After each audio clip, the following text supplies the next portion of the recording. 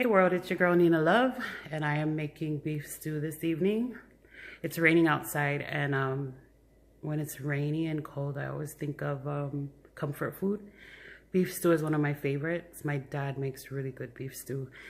Anyway, one day when I grow up, I want to make beef stew like him.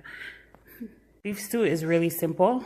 These are the ingredients I'm using. So I have here a chuck roast. I don't know why a chuck roast or beef here in South Carolina is so expensive compared to Hawaii, but look at this.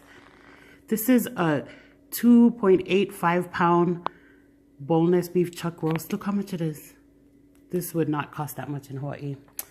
So this, tomato paste, onions, these potatoes, carrots. Oh, and I have celery too, but it's in the fridge. That's it. Salt and pepper, bay leaves, and some garlic. I'm about to do the prep work for the stew, but I wanted to show you this knife.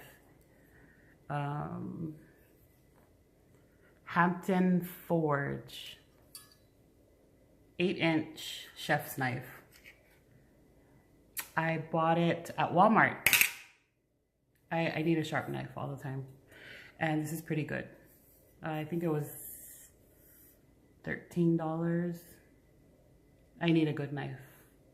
I hate those serrated edges. Usually when I cut meat for beef stew, the chunks are about this big. But that's if I have a whole day for it to cook.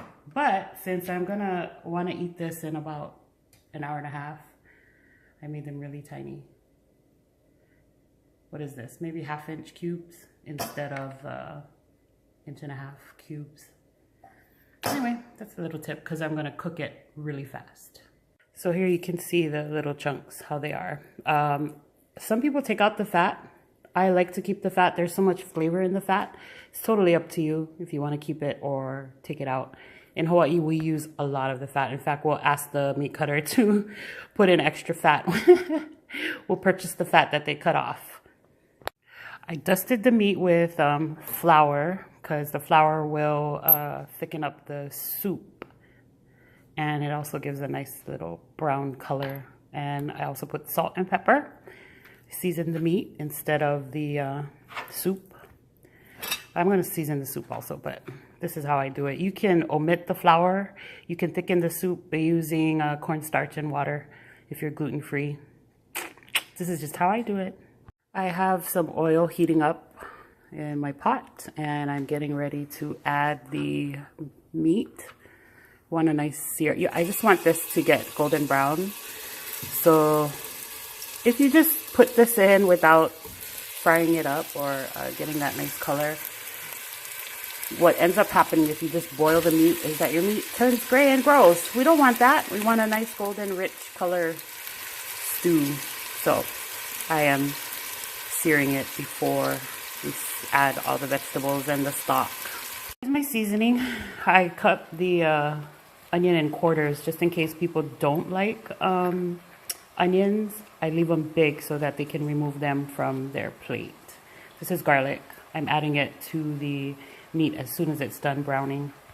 Okay, it's getting there to a nice beautiful brown. And then here's the vegetables we're adding. Celery, carrots, and these cute potatoes. They're so cute.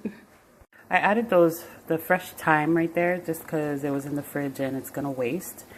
I'm gonna let it simmer with the thyme on top for maybe, I don't know, 20 minutes, and then I'm gonna remove the thyme. But yeah, look, I added the tomato paste and look at that beautiful color. Yummy. So I added all the ingredients and now it's just going to simmer, probably for a good 30 minutes. It's so yummy. If I don't say so myself, that is really yummy. It's terrible. This is terrible. You just have to go and put the soup.